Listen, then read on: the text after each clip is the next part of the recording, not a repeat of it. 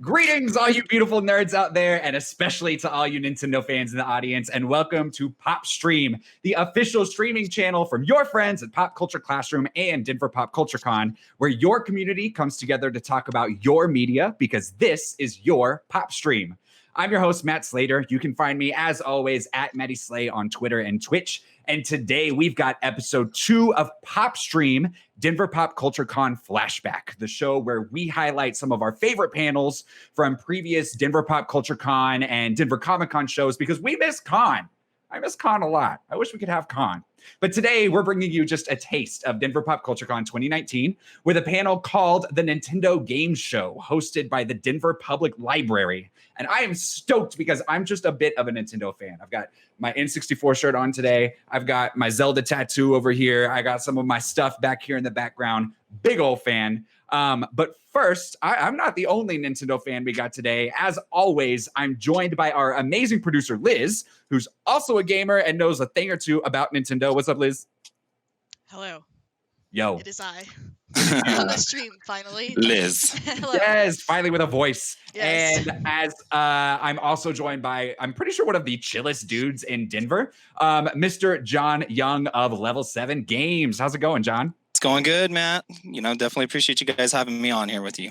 Oh, and of course, as soon as I introduce, I lose your video feed. I'm not sure why that happened. I hope we can still hear you and see you. Okay, there you are. Okay. So, John, who are you? Those of you who don't know you, who are you? I'm an alien, mostly.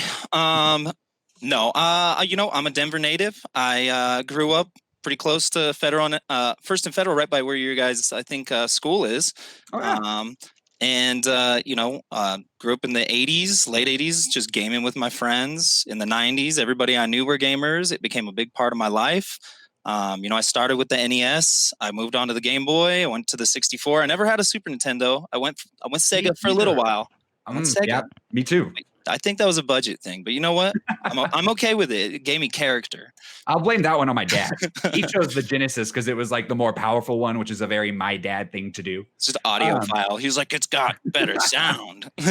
better sound tunes. And you own a shop here in Denver called Level 7 Games. Tell us about Level 7. Level 7 is a locally owned, by us video game store that, offers new and used retro video games. We got into trading cards the last couple of years. So we do Magic the Gathering. We make our own T-shirts. We are always carrying new toys, merch, whatever, you name it. But video games is like the core of Level 7. And, that's where our passion's at. And y'all have like 3 stores in the area, right? Yeah, we do. We have 2 in Denver. There's one off pretty close to Federal and Alameda. There's one off Federal and Evans, and then we have one that's on the next to the King Supers on Kipling in Florida in Lakewood. Nice. So if you're in the Denver area and you want to support your local businesses, Level 7 is definitely where you should go. I don't know, in your opinion, John, what makes Level 7 unique? Why should people come see you? I think it's an oasis for exhausted gamers. I think, okay. And I say that because it's like, I love going to game stores. I still like going to GameStop, but there's like strings attached sometimes. And we try to remove that. We try to just make it a fun experience. You come in, you get a classic feeling of a 80s, 90s video game store, but modernized, and you can leave without having to worry about somebody breathing down your neck about something you don't want.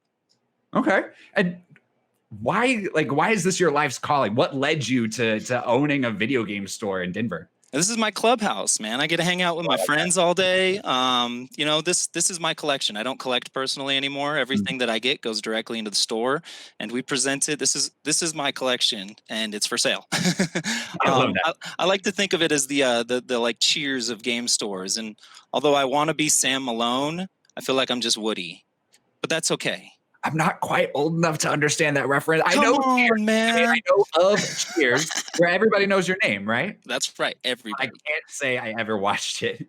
That's right. John, Sam Malone was the cool owner, and Woody was the dingbat bartender. So there it is. I may not have a lot of Cheers knowledge, but I do have a lot of Nintendo knowledge, and we're going to be testing your Nintendo knowledge here in a minute. But first, let me tell you guys a little bit about PopStream. First of all, if you're new here, a very special warm welcome to you. Thank you. Make sure you say hi in the chat because we are live every Thursday at 4 p.m. Mountain Time on PopStream's YouTube and Twitch channels, as well as these Facebook, Twitter, Twitch, and YouTube pages for Pop Culture Classroom and Denver Pop Culture Con. And if you are watching live right now, you get to be a part of the show by chatting with Jon and myself, as well as the rest of the community, just like A.T. McLaughlin already is on on Twitch. He says everybody knows your name, and now everybody knows his name. Chat with the community, chat with Jon and I. If you're a Nintendo expert, prove it to us as we go along with our trivia.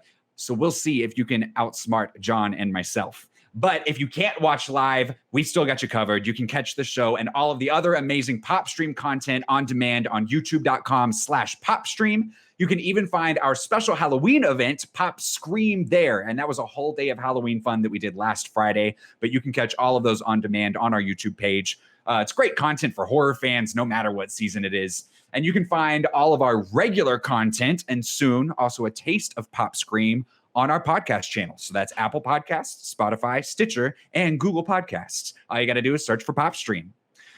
Even if you're watching or listening on demand, you don't have to feel left out. You still get to be a part of the best pop culture community on the internet by emailing us at popstream@popcultureclassroom.org. You can give us your questions, your recommendations for future shows, give us your hot takes, or just chime in on the conversation like Cynthia on Facebook's doing, says, hi, Cynthia, how's it going? Hey, Cynthia.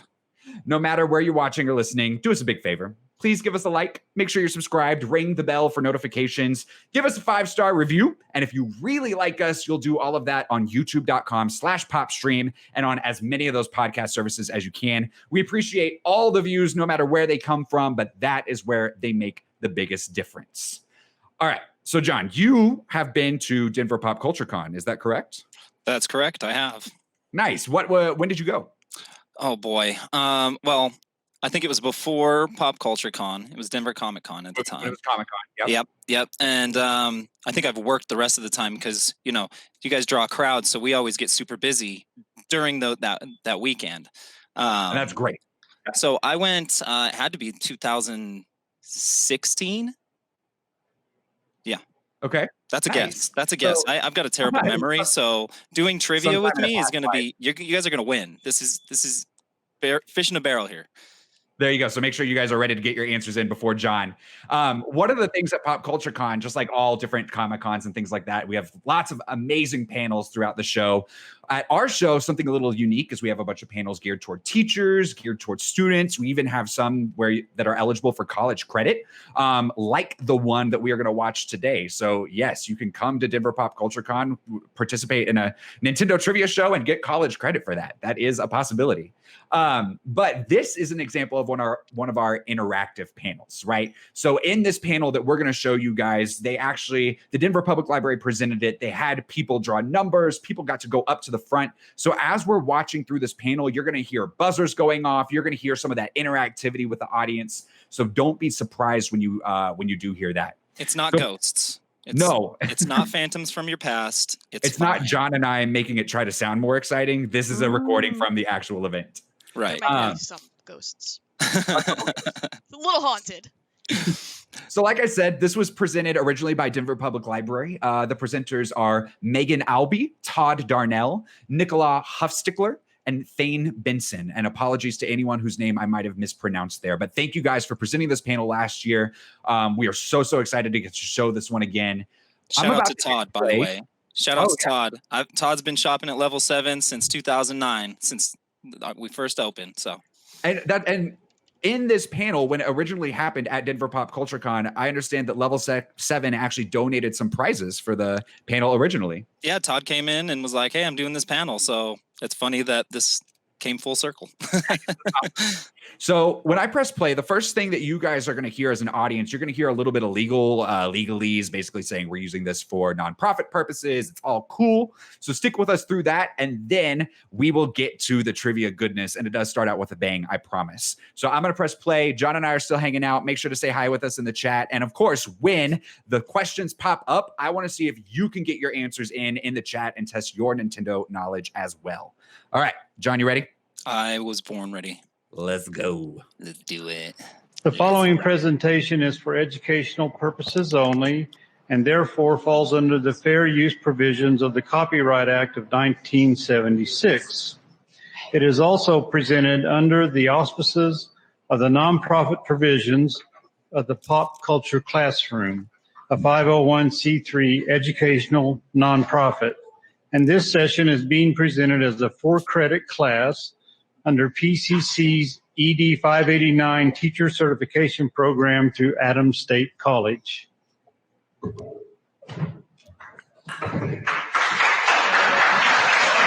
Yeah, we are doing this right. All right, everybody. Welcome to Happy 130th Birthday, Nintendo.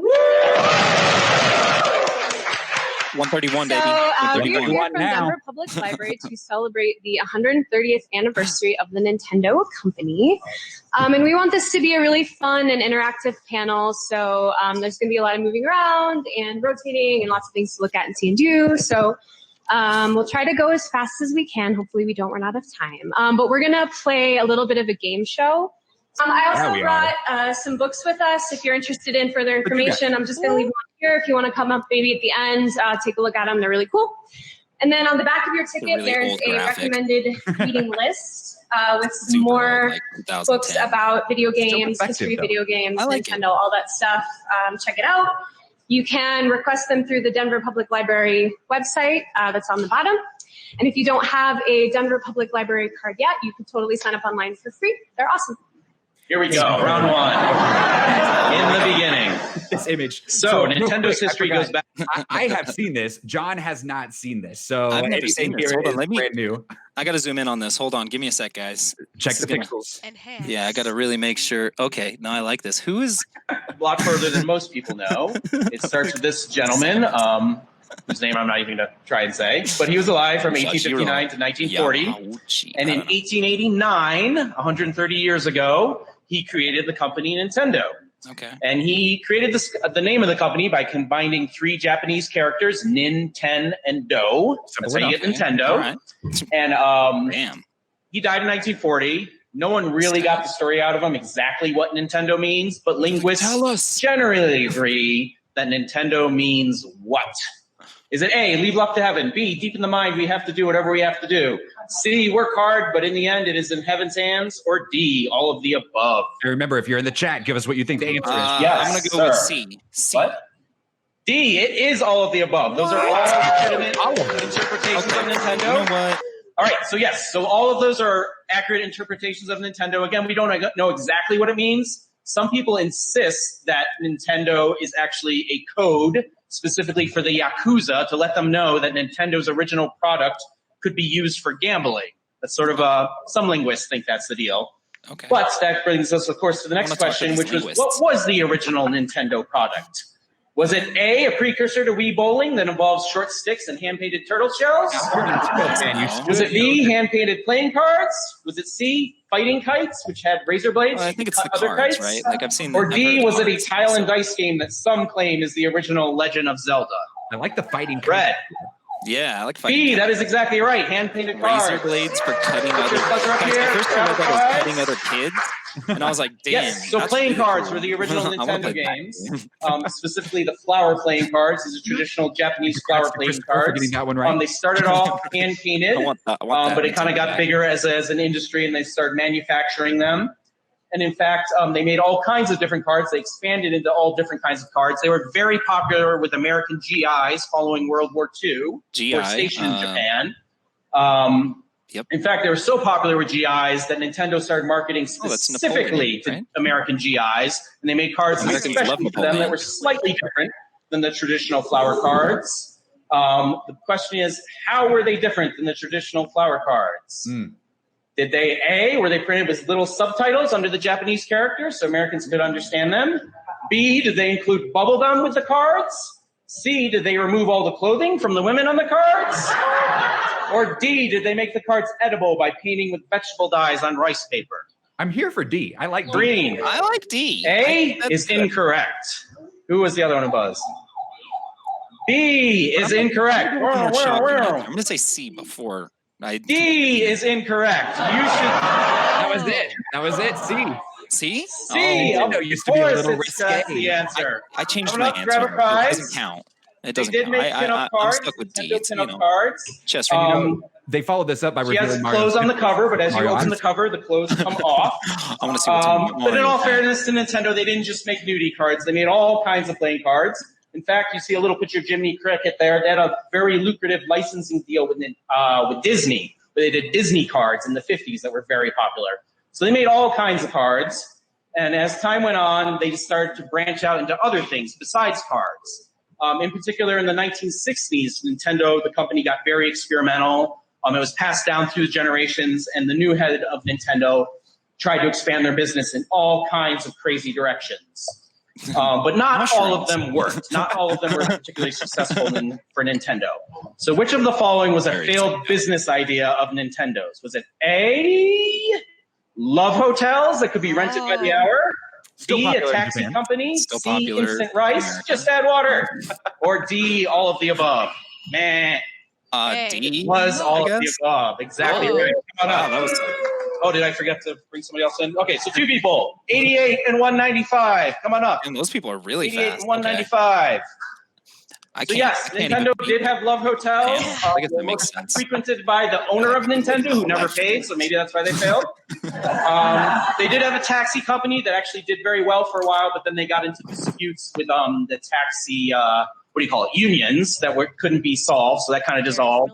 And instant rice never caught on, probably because if you add water to regular rice, it makes rice. Instant rice caught on in the States, though. There they are. Yeah. But even as they failed I in guess all that's these true. business attempts, the flower cards continued to do well. All the playing cards did continue to do very well for Nintendo, and it actually gave them an avenue into all the toy stores throughout all of Japan. So at one point they decided, well, why don't we leverage what we're already good at? We already have this chain of distribution. Let's start making other things that can go into toy stores. So this guy is a famous guy in the history of Nintendo. He started as a maintenance man in one of the factories, and he serviced the machines that printed the cards. But he had a reputation as being kind of a tinkerer and inventor. So he was brought in one day to the higher-ups in Nintendo, and they told him they wanted him to make something. And the story goes that when he asked, what should I make? This is what they told him. Did they tell him, A, anything but instant rice? Definitely. B, something that sells? C, something great? Or D, whatever you want? B and C are kind of the same. I kind of like B. No, incorrect. What? What did that person say? Wow. B, incorrect. You, sir. C, something great. That is Something correct. great. Come on up. Something great, I guess. Something great on the prize. Wow, what a memorable quote. So that's something Put that on my he gravestone. brought in the very next day to work was something he was playing with at home. It was an articulated arm thing that you could extend out and grab stuff. The higher-ups at Nintendo said, awesome, let's make it into a toy. It was shipped in time for Christmas that year, and what was this first Nintendo toy called? Was it A, not instant rice? B, Ultra Hand? B, that is correct, Ultra Hand. Oh, I was going to say, I hope that it's C. Yes, it was called the Ultra Hand, which was followed up by, there it is, the Ultra Hand in action, grabbing things. Ultra Hand. It was followed up by the Ultra Machine, which was like a self-pitching machine. Then there was also the Ultra Scope, which let kids spy around corners. So I want to know, when these did are all- Nintendo decide to go from Ultra to Super? Because I feel like that's a downgrade. The naming convention seems to be you pick one name and then you just add that into everything that you do. Yeah. But I like how, the Ultra Grabber Hand is excellent. Our chat seems to be doing pretty well so far. Seems like they're getting about 50% correct. So keep it going, guys. John, you're probably at about 50% or so far. Or worse. Hey. Or we'll say 75. We'll say you've been doing really well. Well, okay, fine. Yeah, I'm doing great. I'm the best. Mentioned by that same dude, but he continued to tinker, and he actually created Nintendo's first electronic invention, the love tester. The way the love tester worked is that couples would hold a node and hold hands, and then the love tester would scientifically tell them how much they loved each other. It was a huge success for Nintendo. They think mostly because it gave an excuse for Japanese youth to hold hands. They often said if they tried to market it in America, there would probably have to have kissing involved to be able to sell it. But in Japan, this was risque enough that it did pretty well. So following the love tester, they started experimenting with more electronic stuff, specifically light detection, light waves, and that led to the Nintendo Beam Gun, which was a toy you bought that shot an invisible beam, and it either knocked over your toy or made the toy fall apart. It was very successful for Nintendo. Some of you might recognize this title as an early Nintendo Beam game. Okay. All right. It went really well for Nintendo. It went so well for Nintendo that, in fact, they decided to make it much bigger. And in the time, in the 70s, in Japan, there was a lot of vacant bowling alleys because bowling was a super big fad and then it just died. So there are all these empty bowling alleys in Japan that Nintendo bought for cheap and converted into laser clay ranges where people would shoot these laser guns. And they would shoot projected images of clay pigeons that would then burst when the invisible beam hit it. So this was a big success for Nintendo. It went well, but on their opening day, when they exposed this to the world and they had press lined up around the block to come in, of course, on that day, all the beam guns malfunctioned and they didn't work. But one quick-thinking Nintendo employee saved the day, and they ended up getting great reviews from the press that day because of what he did. What did this Nintendo employee do to save the day? The story goes he did what? A, he gave all the members of the press tea with the hallucinogenic mushrooms, resulting in many reviews describing the laser clay range as a magical, transcendent experience. I'm telling B, you, bro. he crawled behind the screen and manually switched the projector images of the burst clay pigeons at random to trick players into thinking they were scoring hits. Or C, he bribed the press into giving good reviews by offering each of them a lifetime supply of instant rice. I like the rice thing. It was yellow. A just because it's devious. D, that's exactly right. He went behind the screen, he manually switched the things at random, and the story goes he kicked the scoreboard to make it go up. To make it look like people were actually shooting and people thought they were actually hitting the things. So it was a big success for Nintendo. In the 70s, behind the mushroom. Home video game systems were nothing new. Lots of places were doing them. Of course, Atari, Magnavox, lots of companies were doing them. And Nintendo said, oh, why don't we get in on this? So Nintendo decided to come up with its own home video game system. It was called the Color TV Game 6. It was the first home video game system Nintendo made. What did the 6 stand for in the Color TV Game 6? Ooh. Were only originally 6 copies of the game made for the original test run, making them a highly desired collectible today? Game options. B, did the game system have 6 kilobytes of memory, an unbelievably high number at the time? Although the kilobytes. C, did the system have 6 built-in game options? All 6 of them slight variations on Pong? Or D, is 6 the phonetic pronunciation of that character in Japanese, which loosely translates into there's a sucker born every minute. I mean, I hope that's true, but I don't think so. I think it was green.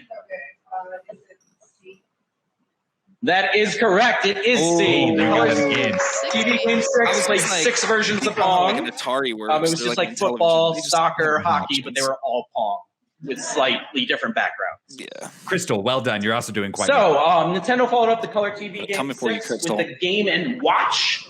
Personal calculators were very big at the time, and they decided to make one that you could play games on and would have the time on it. So making it a game and a watch. And an alarm They're very popular for Nintendo. They did very well. This is the very first Game Watch game where you would press right and left to catch the balls as they went up and down. If you don't catch the ball, it bursts and it's game over. This guy would later show up in different Nintendo games, sometimes referred to as the Game & Watch Man. What was the name of the very first Game & Watch game? Was it A, Not So Super Mario Bros? Ball. B, Ball. C, Don't Drop the Eggs, or D, The Stress Game? I really hope it's B. Incorrect. What? I said Who was B. it over here? Was it yellow? Yellow. B, it was called Ball. Very good. Nice work. Hey. I don't know if you guys have ever heard of Nintendo so while Classic Nintendo was developing or My favorite game is Ball. I don't know what are other ones. Well, and now you can buy the Game & Watch that has the original Super Mario Bros. On it for Mario's 35th anniversary. Yeah, well, that's coming out later this month. We'll see if anybody actually gets any. Right. Yeah. Right. See if Nintendo actually makes any for people to have. So. All right, we've got a little bit left in this section of like pre-NES stuff. Also, they were talking about the video game crash of the 1970s. Do you know a whole lot about that, John? I mean, I don't know. Pre-Nintendo stuff is starting to see more traction now, but I mean, I know that essentially Atari and Odyssey and Magnavox and stuff just printed games into oblivion. It was just like anyone could make games, yeah, and there was no quality control, and so people were eventually just like, I don't need these. These games every suck. game was awful. Yeah, exactly. So everybody spent all this money and yeah, just completely ruined the market. So if y'all are enjoying this, there's a Netflix six episode series that came out recently, voiced by Charles Martinet, who is the voice of Mario. And I'm blanking on the name of that series right now, but it's all video game history. It's not Console Wars. That's another one that's out currently. This one, I can't remember the name. If you guys remember, put it in the chat for me and so I can send it out. But we'll keep going on the trivia over here. The color TV and the Game & Watch. They also were doing video games, and the very early Nintendo video games are widely considered horrible. They're all rip-offs of other games. There were many more Pong games by Nintendo in the early days. The very first Nintendo arcade game is this guy here, Computer Othello, which came out in 1978. But again, they were not well received. They're not well regarded because Nintendo wasn't doing anything original with arcade games. But that all changed in 1981. Which brings us to round two. Round two begin. It is. I was actually closer than I thought. The fight begins. John, anything there like surprise you or stick out to you, or anything that you didn't know before? Yeah, I mean, I didn't know. I guess the different translations of Nintendo could be so many different things. Like, I wish that there was a more solid answer to that, but that's kind of funny. To the Yakuza, right? And yet there are no Yakuza games on Nintendo systems. It's unfortunate. River City Ransom, is that Yakuza themed? I don't know. We gotta look into that. So what is the first one thing I didn't get to ask you was like your Nintendo history. What's the first video game console that you owned, or first Nintendo console? So the first console that I owned was an NES. So I got a Nintendo console when I was 5 from my grandparents for Christmas, and that was rad. My aunt had one before, so I was already like playing on it. But they decided that it was time to give me my own because I was playing on it too much, maybe. So, but yeah, then I ended up getting a Game Boy and moving on to like I said, and then I went to Genesis and then 64. But yeah, Nintendo always had a special place in my heart.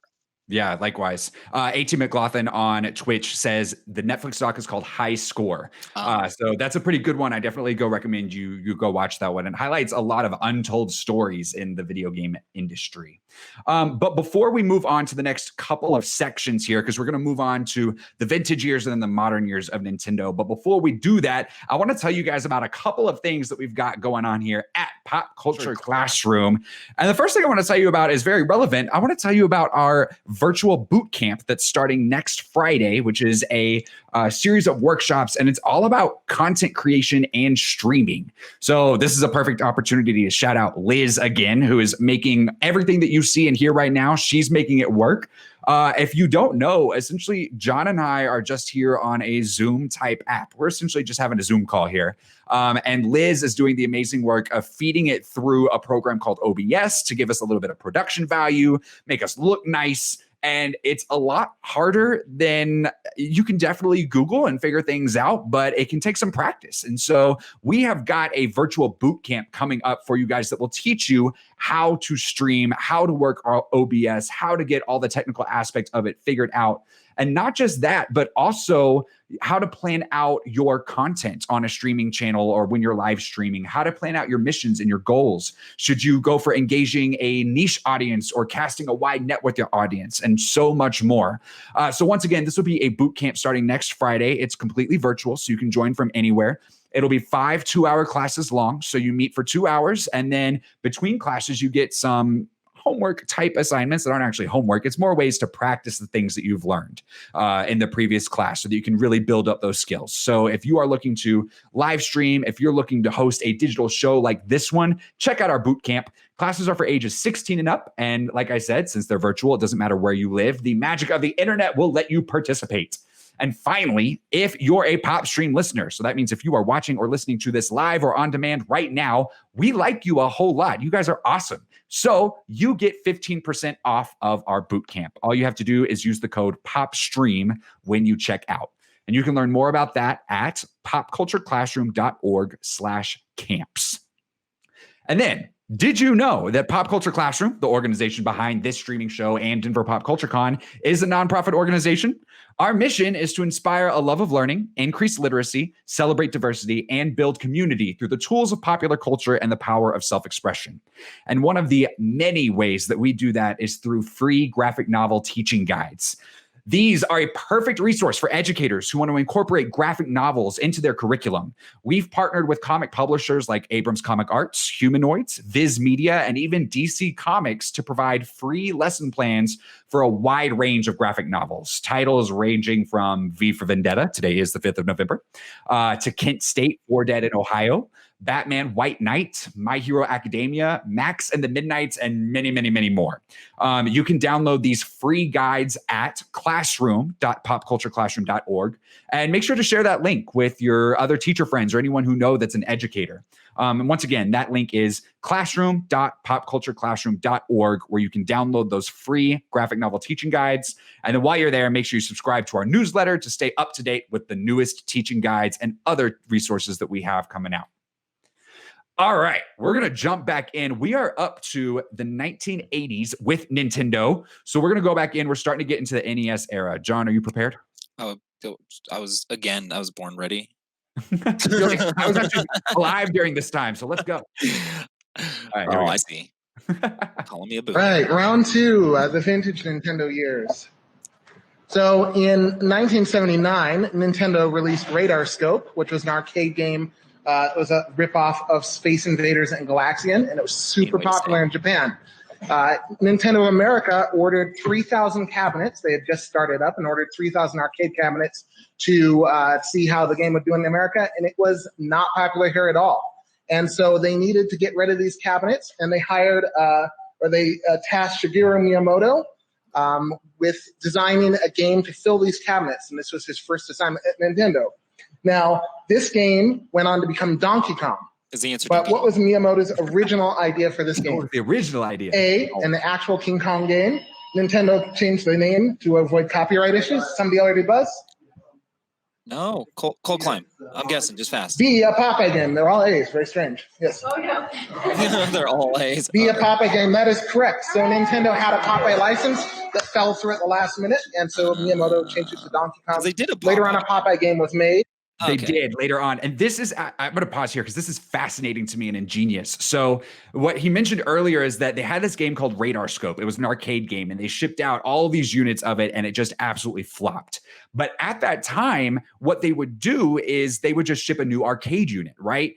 And Nintendo realized, well, the boxes are there, right? The actual units are there. We just need a different game. New EEPROMs. And so it was the first time, if I'm correct, that they just like shipped new like chips that you could just open up the cabinet, install the cabinet, repaint the sides of the cabinet, and then boom, you have a new arcade game. Again, if I'm correct in that, that's the first time that ever happened, which is fascinating to me. All right, here we go. They started doing the versus cabinets after that. True or false? Atari was almost the distributor of NES in North America. True, that is correct. True. In 1983, Nintendo was worried about their ability to market and distribute the NES in North America, and in fact in the rest of the world other than Japan, and contracted with Atari and came inches from letting Atari distribute the Nintendo. And Atari would be able to brand it as their own system. Nintendo would be able to make games for free on the system. It fell through at the last minute. So releasing in 1985 in the shadow of the video game crash, Nintendo took many measures to avoid oversaturating the market with poor quality games. That's tough. After the crash of 83, what did they do to keep their console games from suffering the same fate? So how did they keep from rehashing the They crash launched of it as an entertainment 1983? system. A, they officially Yeah, distanced home themselves from the entertainment video system. games, Yeah. term video game, instead of calling their system the A, home all of the entertainment above. system. D, all of the above. That's right. And if you follow these rules, you earn the You get official the Nintendo seal seal. of quality. While I do Sega not. was I fond would of not creating pass add-ons for their quality consoles, to- like the 32X and the Sega CD, Nintendo instead opted to increase the functionality of the games using add-on chips. Yeah. And the Super FX chip is the most famous, but not the only one of these chips. That was So- like Star Fox. Which was the first game to use the Super FX Sounds like chip? you might know the answer to the next A, question. Super Mario World 2, Mario World B, 2. Pilot Wings, yes. Maybe Donkey Kong? I don't know. Pilot Wings? It is not. Yeah, Hey, I'm gonna say Yes. Donkey Kong. Star Fox, that is correct. Okay, The Super Star FX Fox. chip Yeah. enabled the Star Fox had it in polygonal there. graphics in that Yeah. game by increasing the video RAM 40 times, and they widely consider this to be the first GPU ever used. Pilot Wings used Mode 7, which was built into the system for the scaling and rotation of sprites. That's true because Pilot Wings was Games like in a the- title. Yeah. So that was actually built into the system, and then Right. Star Fox had the chip, the FX chip, built into the game card itself. So Right. kind of cheating on how they, or not cheating, but being really ingenious on how they could get 3D graphics on a Super Nintendo. Yep. All right, here we go. Games and the vintage Nintendo era. Vintage Nintendo era were notoriously durable. Which of these demonstrates just how tough they were? A Game Boy survived a mortar round and ensuing fire in the Gulf War and continues to work to this day. It's on display at the Nintendo World Store in New York. Right?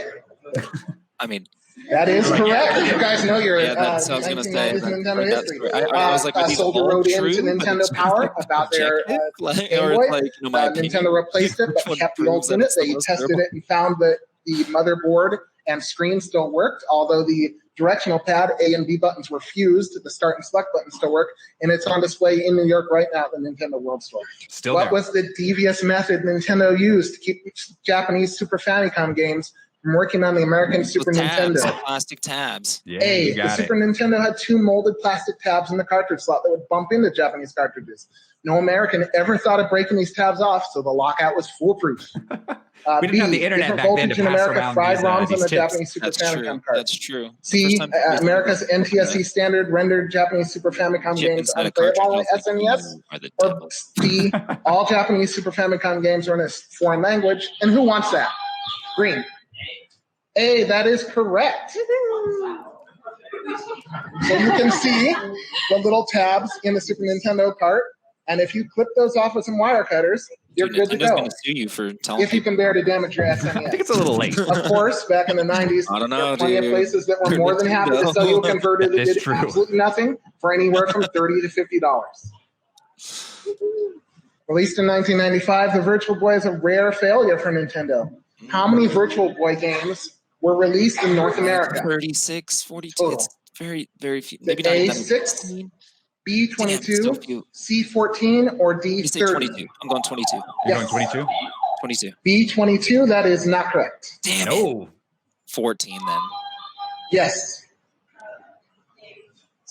Which A14? Yes, that is correct. 14 games total for the Virtual Boy.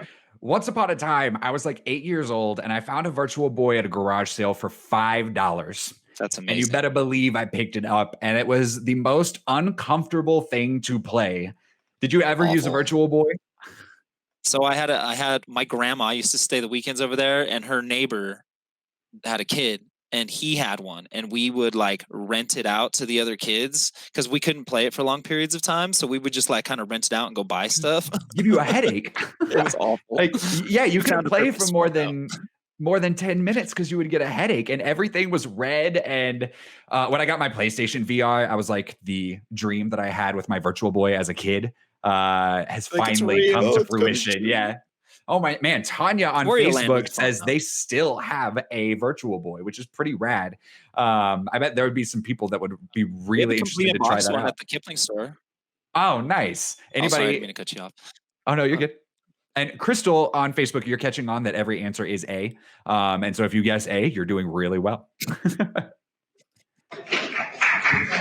For comparison, in North America, NES had a library of 678 games, SNES had 721, Game Boy had 1,049, Game Boy Color had 882, and the N64 had 296, to Virtual Boy's 14.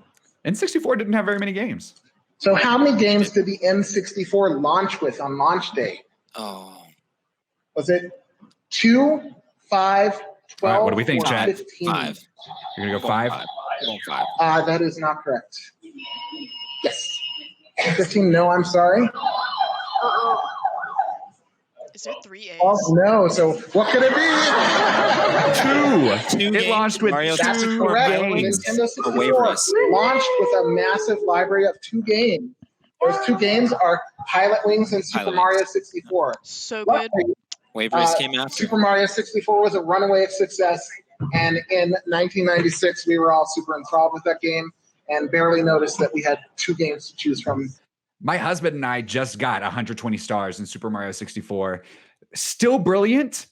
So hard. So hard. That game is really hard. I never did it. I don't think I ever will. And it was made by like 15 people. It's That's insane. nuts. Like brilliant minds that 3D platformers did not exist at that time. Camera controls did not exist at that time. And we're like, Nintendo's like, let's just put some magic on your N64. I have an idea. Let's just break everything here and completely reinvent the wheel and make change small video fun. games forever. Yeah. And yeah, people are complaining now about the Series X and the PS5 lineups. And it's like, we've done worse. There's only 14,000 games available. Until other games start pouring out. Also, it was super hard to get an N64 for the first 3 months. And that brings us up to the modern Nintendo years. Yeah. I know some of this. All right. So, Nintendo has a lot to their history, but to refresh your mind, you are here. What a good area. I don't know what that I means. see that. I love that. Those are all my favorite. In its first week alone, this device went on to sell an estimated 610,000 units, while within just over a month, it hit over 1.6 million. Was that A? Game Boy Color. That is incorrect. That is correct. It is the Game Boy Advance. I had The taco. System that Nintendo launched during the first half of the year in 2001. The Game Boy Color hardly improved on the original Game Boy, with its enhancements mostly just being the inclusion of color, which was awesome. However, the Game Boy Advance took the franchise to new heights. The system's shape is different and easier to handle, and the addition of shoulder buttons would add a greater degree of playability to it. Backlit The Game Boy Advance was a leader, however, and would pave the way for an entirely new generation of Nintendo handheld gaming with the Game Boy Advance SP, the Game Boy Micro, the DS, DS Lite, 3DS, 2DS, and now the Switch, proving that Nintendo has and will always care about their consumers, even if they don't get it right the first time. Do not Usually. forget about the other major console release here on the Game Boy Advance. It taught us how to play the bongos, how to clean your house with this little guy. Who knows who this guy is? Woo! Okay, cool. And how to lose your friends in under a few seconds. Seriously, the best. Despite its reputation as a kiddie console, the GameCube had a fair amount of mature content. Which of these did not exist on the GameCube? An uncensored version of BMX XXX with topless riders and videos of strippers from the Score Strip Club. Which one did not B, Def Jam exist Vendetta, on a game that combined hip-hop and pro wrestling, featuring rappers like DMX and Ghostface Killah. C, Resident Evil 4 exclusivity. The game's creator said he would cut off his own head before allowing the game on any other console. Or D, Conker's Bad Fur Day, a game about the misadventures of a potty-mouthed drunken squirrel, which includes such memorable characters as a giant opera singing pile of poop. I mean, anyone? That is incorrect. Look, I'm gonna say right now, C. That is correct.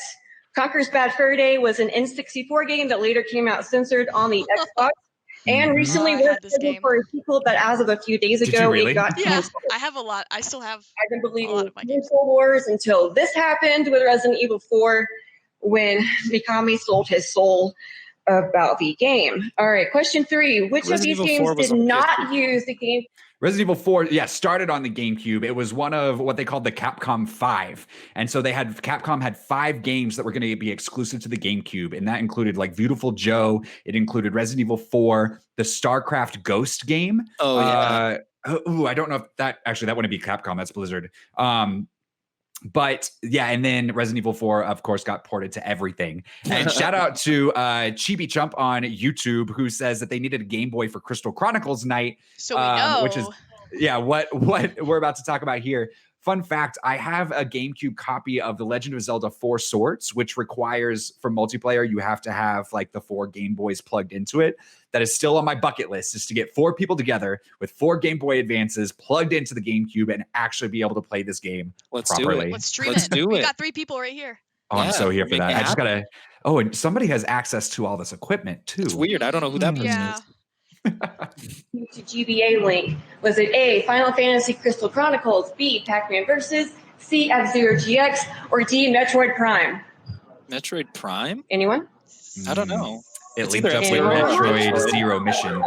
No. Or Metroid Fusion, one of the two. Yeah, what did Metroid Prime do? Was there a Zero Mission or? Yeah, it hooked up to either Zero Mission or Fusion. Okay, so it's got to be F-Zero then, right? Nope. Hey. Yes. Yeah. I said C. Well, F-Zero Maximum Velocity released the last F-Zero game that we got, I'm pretty sure. There was no functionality between it and F-Zero GX on the GameCube. All right. Nintendo has always dabbled in backwards compatibility, but in regards to the GameCube, you needed this device in order to play certain Nintendo games. Those things are like was it A, the now. Super Nintendo emulation system, Yeah, with the B, disc. the Game Boy Player, the e-reader, or the Tilt and Tumble? I mean, the Game Shark. No, I'm sorry.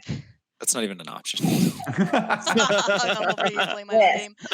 Game Boy Player. The GameCube is unable to play games from other Nintendo home consoles, but with the Game Boy Player, you are able to play Game Boy, Game Boy Color, and Game Boy Advance games. Its successor, however, was fully compatible, which, speaking of that, okay, at the May 2004 pre-E3 press conference, it was reported that Nintendo was working on a new home console. While this console would later be known as the Wii, it was originally given what code name? The Dolphin A, was the code name Dolphin, for the B, GameCube, Revolution. I'm pretty sure. Well, the Dolphin is that emulator No. for the GameCube, I thought. Project Reality, or the Whittle Stick. It was the code name because the GameCube was so well known for its water effects and had amazing water effects, right? And so they were calling it the Dolphin. The Dolphin. You are correct. It was the Revolution. The console was known by the codename Revolution from May 2004 when it was announced until April of 2006, immediately before E3. And then they told us it was called the Wii, and everyone was like, What? What? The what now? The what? The Wii.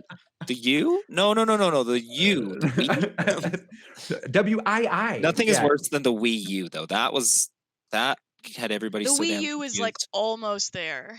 Oh I've still got mine for those. I mean, it's a great Zelda console. HD, Just yeah. the name of it was awful. As a retailer, Terrible. trying to explain that to people, they're like, "Is it an attachment?" And I'm like, "No." Anyhow, And now you've got the Xbox One X, the Xbox Series X, the Xbox Series S. Dude, good times. Well, that's not including the 360 SE and whatever. I don't know. I'm out of here. The codename was announced. The media referred to the console as GC Next, GameCube Next, N5, or Nintendo's fifth major home console. Nintendo's spelling of Wii with 2 lowercase I characters is intended to resemble 2 people standing side by side, and also the Wii remote and nunchuck. But we cannot forget which company turned down the tech that would go on to make the Wii one of the best-selling consoles of all time. I mean, let's Was say it A, Microsoft. Sony, B, Sega, C, Microsoft, I'm gonna go C. D? You are correct. Ooh. All right, the Nintendo Wii's motion control Partially right, technology was presented to Microsoft and Sony before being presented to Nintendo.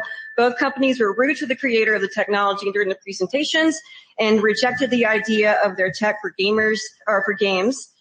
And of course, after Nintendo's staggering success, I can't take this thing seriously. Do you remember the Sony marketing campaign with this dude? It was awful. Yeah, I mean, he was kind of funny, but didn't he end up like go on to like being a sponsor for somebody else or something? Oh, I wouldn't be surprised. He looks like a slightly older off-brand PETA from the Hunger Games. But yeah, he was the Sony mascot essentially for their ad campaigns for a long time. Yeah. Of their own. You guys ready? But may we never forget how important your Wiimote strap was. Did you ever break your TV with All right. using the strap? I never did. I can't say I was careful that I did. I do remember, this just reminded me, there was one time I was working at GameStop at the time and a Sony rep came in with a 3D TV because at the time they were doing 3D on the PS3 and they had a gun motion controller for SOCOM, I believe it was. And so it was like motion control and 3D all in one game. And it was just like, whoa.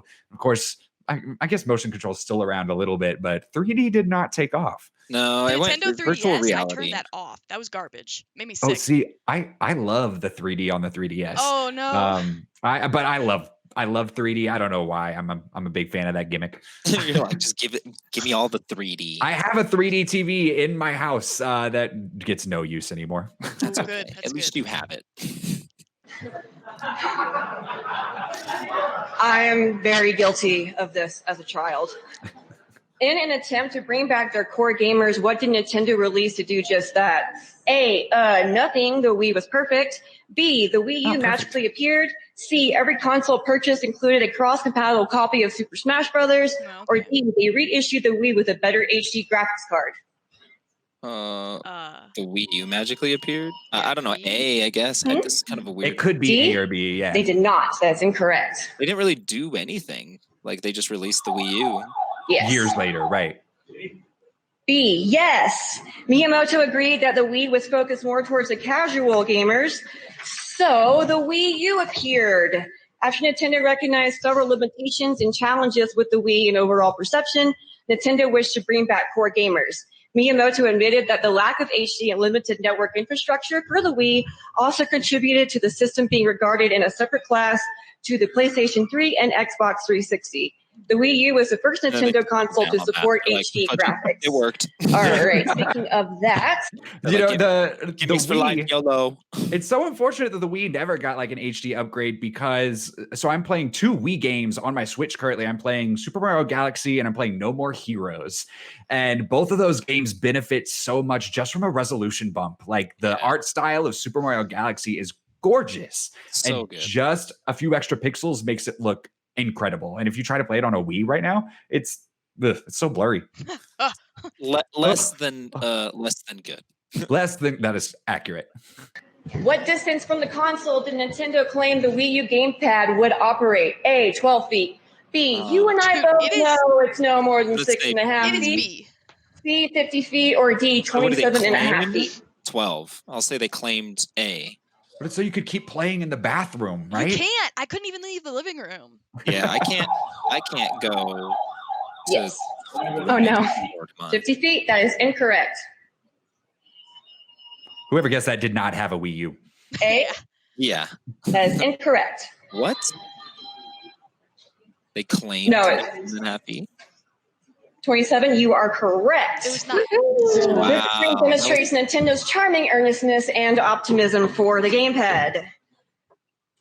And then there was silence. Nintendo wasn't completely silent, but the releases were a little stagnant between 2013 and 2015. The Wii Fit U came out in 2014, which kept the console alive and thriving to a new batch of soccer moms on the Atkins diet.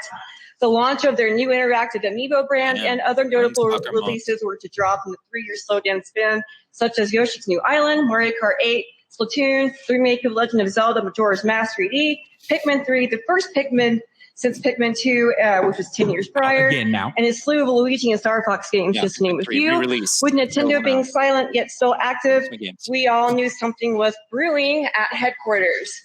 Holy sensory overload. Nintendo started 2017 telling us that not only could we purchase a new Switch console in March, but a bunch of new games were dropping with it as well, such as Super Mario Odyssey, Splatoon 2, ARMS, Fire Emblem Warriors, Mario Kart 8 Deluxe, as well as big third-party games like Skyrim and Octopath Traveler. Of course, Nintendo has always been generous about making certain games dual releases, close. but which game was the official launch title for the Switch that was also available for the Wii U? Was it A, Legend of Zelda? Wow. Breath of the Wild. It's B. Wow. It's definitely Metroid Prime You were 4. correct. Of course, we cannot So good. forget about one of the most perfect games of all time. Wii U. The Twilight Princess Breath of the Wild was a dual release, being a Nintendo it was Switch launch fine, title as honestly. well. Nintendo promised it would redefine the formula of Zelda's adventuring and return to the sense of exploration that was felt in the first game. It was the 19th release for the Legend of Zelda series, the third release for the Wii U, and the third not being an enhanced port from the GameCube. And also the first game to make me cry tears of happiness and not frustration. Many gamers around the world waited 5 years for this release. I'm including one of those. And Nintendo sure did not disappoint. Thank you, guys. Hey, Thank so- you. Yeah, Wow. Thank you to the Denver Public Library for all of that knowledge and history. Dropping knowledge. Yeah. Now, the Wii U had some good ideas. Like, I loved whenever you could have a map on your Wii U. And even Red Dead Redemption 2 did something similar where you could connect to your iPad, right, or a phone or something like that, and have a real-time map going on your smart device while you're playing the game on the screen. And I really wish more games would do that. And, you know, figure out how to utilize that second screen experience for something good. Like, I don't know, my husband and I were playing... Yeah, my husband and I were playing Diablo 3, and when one person goes into your menu, you have to wait for the other person to do their inventory adjustment. I was like, man, if we could each just like have an app, do this on an iPad. phone. Oh yeah, Kind of Yeah, like that'd be Animal sick. Crossing when you're trying to leave someone's island and they're on the phone. Like you can't, you just gotta wait. I don't know any of that Animal Crossing Oh my talk, God. unfortunately. Sorry, that ain't my life. I gotta Next stay out of couple that. shows. I already have a job, so I don't have Animal Crossing. You don't have any time for I don't have any a of those time for the others. second life of Animal Crossing. That Nice. Hmm? I was just gonna say, any of those facts that surprised you, anything stick out, any personal anecdotes that you've got to share about any of those things? Instant rice. instant rice all the time. Like, you know, they had to just stick to their guns with the instant rice and they would have been a successful company. But, you know, too bad Would've. Nintendo. You took They're the broke. wrong path. I don't know. Well, no, I mean, I don't know. It's insane to just think of a company like creating more impact in an industry than Nintendo has. So, I mean, it's just cool to really like kind of revisit all of that, look at all these All like the silly, history. and these are just silly facts. I mean, the actual like well-known facts are so abundant that it's like Nintendo's a part of everybody's life at this point. It's insane. It really Like, is. There's so much. It's so interesting how so many people now with the Switch who may have been away from video games for a little bit are really finding their way back to it. And especially with all the plethora of Nintendo products that are Nintendo games that you can buy on the Switch. And they're re-releasing so many classics all the time. They've got new stuff coming. And I mean, it's not just Nintendo. It's all these companies are kind of doing pretty good right now. But yeah, absolutely. Nintendo with the Switch has just killed it. What are you looking forward to most from Nintendo specifically? Oh. Wow. Hyrule Warriors, Age of Calamity. I want to know how Calamity Ganon made it happen. So that comes out later this month too. So that's what I'm waiting for the most, for sure. New That's Pokemon this Snap. month, isn't it? Pokemon Snap is going to be hey, what's up, Pokemon Snap? But Age of Calamity, I gotta know how it went down. Mm-hmm. I'm really looking forward to the inevitable Switch Pro, or whatever the refresh is going to be. I love my Switch. It's done me well, but I think I'm ready for whatever that next version is, maybe with like, 1080p graphics all the time or something like that would be cool. And Breath of the Wild 2 eventually, Metroid Prime 4 eventually. We'll get them. It's going to happen. They don't cancel many projects, which is good. If they announce it, usually Nintendo will eventually deliver. They will follow through. It may take a little bit. Bayonetta 3. Yeah, but Animal Crossing. Wow, I just have a lot of Animal Crossing knowledge. How they delayed it, or they put it on pause. That's okay. Yeah. That's okay. We need an Animal Crossing rep at all times. That's A.T. McLaughlin says he did not know about the nude women on the cards. Me either. He thought it was cool that the GameCube was the dolphin and is also looking forward to Breath of the Wild 2. And if you guys learned any crazy Nintendo facts or have any questions for us, or if you want to tell us what you're looking forward to from Nintendo, you can always email us at popstream@popcultureclassroom.org. Jon, this has been so much fun. Dude, thank you for having me. I definitely appreciate it. Thanks to everybody watching and stuff. Hopefully I was somewhat entertaining for y'all. I thought you were, and that's what matters. I'm running this show. That's not true. Liz is actually the one running this show. I'm going to end the stream right now. Nope, because Jon, where can people find you? Level7games.com is our website, but Facebook, facebook.com/level7denver, or Instagram just @level7games. Just hit us up. We're in Denver, Colorado. we're your local friendly video game store. Come pay us a visit, look at our cool murals, buy a t-shirt, say hello. And they're just the best people. Definitely go in, have a chat with them. They're all awesome. We try.